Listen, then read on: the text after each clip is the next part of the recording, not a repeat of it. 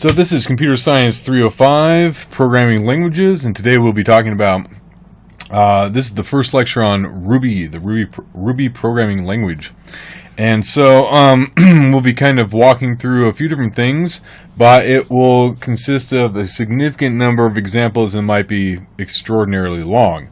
But you should be pretty good to go with a large portion of Ruby.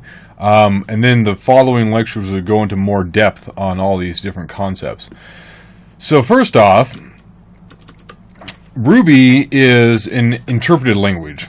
It's also a hybrid, as we've talked about in class, and the things that we're going to focus on specifically is the fact that we can use Ruby as an imperative language. And so Ruby can be executed in two different ways. We'll focus on the first one, which is through the interactive Ruby shell. It's called IRB, so you need to open up your command prompt. And at the command prompt, you can type in, assuming that you've installed Ruby. And we can verify that, of course, by saying Ruby-V, and see we have 2.5. And so we know that we have the command IRB. Now, I'm assuming that you have the capability to execute this because your path variables are set correctly. If they're not, I was just looking into that. But anyway, we'll begin. So we run IRB, and what this does is it gives us a prompt, which we can then type in any Ruby statements, and it will execute them. And so, for example, the most base level thing that we can ever do is, of course, printing hello world. Now there are three different ways we can print anything to the screen, and I'm going to use all three really quickly.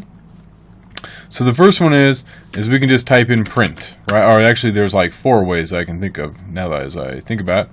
But let's say we can type print, and we say hello world, exclamation point, and then print does not have an extra line, does not end the line, so we have to put an end line in there, and that prints hello world. If we want, we can also type P, hello world, and then P is a shortcut for puts, and lo and behold, it prints out hello world, and P also returns the string hello world, right? Whatever it printed out. Whereas we saw before with print, it returned nil. So just bear that in mind. We can also type puts and then hello world, which just like print returns nil, and then we can say printf like we could in Java. Also note that I'm not using parentheses, although these are all method calls, so you can use parentheses if you wish. For the most part in Ruby, we don't need to actually have parentheses unless it would be a confusing statement for the Ruby interpreter. And so we can use printf as well. So these are the four main ways, and I'll kind of interchange between them as I go along through these lectures. So moving forward, typically variables and expressions are pretty easy concepts. Variables are not, there is no strong type, let me rephrase that. There is no static typing in Ruby, right? It's a dynamically typed language, so our variables can have any type any given time. So essentially, and to create a variable, I just give it a name. So for example, a, and I can assign using the equals operator, just like in Java, and say a equals 10. Note that these lines are not required to be ended by anything like a semicolon, although that is perfectly acceptable. I can say a equals 10 semicolon, and it considers line and returns 10, the value of the last statement executed. And so I can say then b equals 3 times a plus 2, and that gives me 32, right? As we should expect. Now I can go and try printf, right?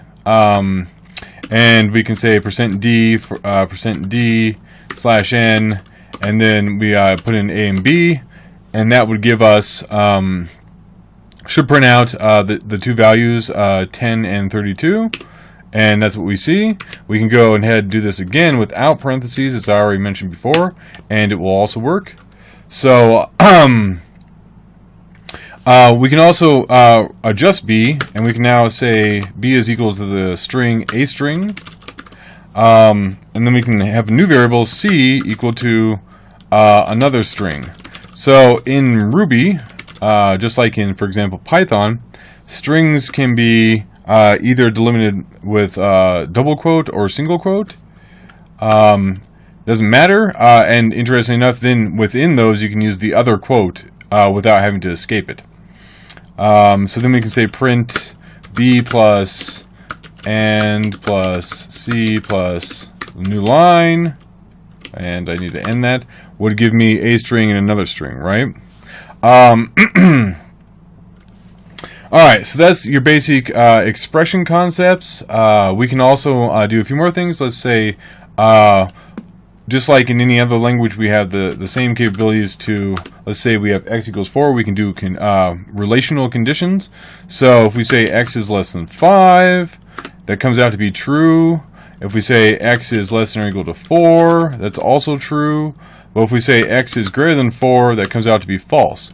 So our Boolean literals are true and false, right? But they're also objects. So they have different methods and they have a class associated with them. So if I say true.class, that gives me true class. And same with false.class, we get false class. Furthermore, numbers as well as strings are also methods. Also objects, and so for.class is integer. If I say for.methods, I get to see that it has all sorts of things, including all the operators and operations that we'd expect, like for example plus and minus and divide are all operations that are also methods. So if I want to say 4 plus 4, right, which is 8, I can also say 4 dot plus in parentheses 4, and that's the exact same thing. So Ruby gives us this really nice shorthand for writing all these things out. We also have the capability to do for triple equals, and then I can say x, right? That comes out as true, and this is a type of equals where we're actually saying that it is pointing to the same object in memory, whereas double equals test for value equality only. So in the case x, both x points to 4, and I can also say, for example, if I have y equals 4, I think x should be triple equal to y, right? But you know, we're not going to get into that too deep into detail. There's also another operator that you should be aware of. We'll talk about this at the next major Ruby lecture, but is the greater than equal to less than, the less than equal to or greater than. So in this case, it returns a -1 if the value, in this case, if x is less than 4. It returns 0 if x is equal to 4, or returns 1 if x is greater than 4. In this case, x is equal to 4, so it should return 0, which it does. Okay, moving along. Now we have x is equal to 4, right? So we can also do a lot of decision work, your typical if-then-else type experience. So if I have a string, let's say this appears to be false. And then what we want to do is, if we want to do this, if we want to only print this if a statement is false, then I can say I'll print this string unless x is equal to 4, right? And so it didn't print that, right? Because x is equal to 4. Now I can do the same thing, except for then I can say if, and I'll actually say true. So we print that if this appears to be true if x is equal to 4, and it appears to be true because x is equal to 4, so we see that printed out. Now these are equivalent to saying, for example, x is equal to 4, and then if I say if x is equal to 4, and then I say p, this appears to be true, and then for any time we have an if statement, or when we end the if statement or an unless statement or just anything with the end keyword. So that's how we end the block statement. And so then of course it does exactly what we want to. It printed this appears to be true. We can also say unless x is equal to 4, and we say p, this appears to be false, and then we say else, right? And we say p, this appears to be true. Alright, and we can end that. And then of course it prints this appears to be true because x is in fact equal to 4. So if we can do one more where we can say if x is equal to 3, then we will print x is 3, and then we can say else. So if we want to do else if, we say else if p is let's say we'll print x is not. We say, oh, sorry, I have to actually do this as a statement. Our else if condition will be, let's say x is greater than, we'll say greater than or equal to 4. Then we print p x is greater than or equal to 4. And else we print other. And we call that good. And right, so it did print x is greater than or equal to 4 as expected, right? So else if takes a condition just like if and an unless, and so it gives us that capability. Now we can also simply we have all different kinds of different possibilities for our Boolean equations, but we can also say puts this appears to be true, and we can say if not true, right? And this is equivalent, as I'll show, because I didn't print, right?